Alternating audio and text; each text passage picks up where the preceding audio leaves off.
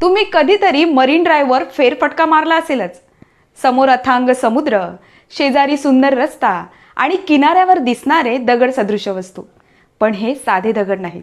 हे आहेत टेट्रापॉड्स, समुद्राच्या लाटांपासून मुंबईचं रक्षण करणारी संरचना. टेट्रापॉड्स म्हणजे काय? हे 4 पाय असलेले कॉन्क्रीटचे ढोबळ पण मजबूत ब्लॉक्स असतात. लाटा या टेट्रापॉड्सवर आदळतात आणि त्यांच्या संरचनेमुळं लाटांची ऊर्जा पसरते, विखुरते आणि समुद्र किनाऱ्याचं नुकसान टळतं. मुंबईसारख्या शहरात जिथं समुद्राचा राग मोठा असतो, तिथं हे टेट्रापॉड्स महत्त्वाचं काम करतात. 1960च्या दशकात मुंबईच्या किनाऱ्यावर टेट्रापॉड्स बसवण्याची सुरुवात झाली. ब्रिज कांडी या ठिकाणी ते साच्यात घालून बनवले गेले. त्यानंतर क्रेन आणि मोठ्या ट्रकच्या सहाय्यानं समुद्र किनाऱ्यावर पोहोचवण्यात आले.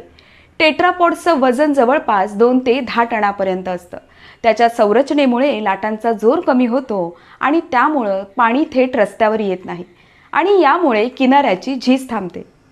आजही हजारो टेट्रापॉड्स मुंबईच्या विविध किनाऱ्यांवर कार्यरत आहेत. Marine Drive, Girgaon Chowpatty, Worli, Vandre sea face, Haji Ali अशा अनेक ठिकाणी हे टेट्रापॉड्स पावसाळ्यात समुद्राच्या भरतीपासून शहराला सुरक्षित ठेवतात. मुंबई महानगरपालिका लवकरच जुने टेट्रापॉड्स बदलून नवीन आणि अधिक मजबूत संरचना बनवण्याच्या तयारीत आहे. नवीन टेट्रापॉड्स M40 ग्रेडच्या सिमेंटपासून तयार होतील आणि त्यांचं आयुष्य 100 वर्ष असेल असं सांगण्यात येत आहे. थोडक्यात काय, दिसायला साधे असणारे टेट्रापॉड्स मुंबईच्या किनाऱ्याचं अदृश्य कवच, एक शांत पण प्रभावी सुरक्षा यंत्रणा.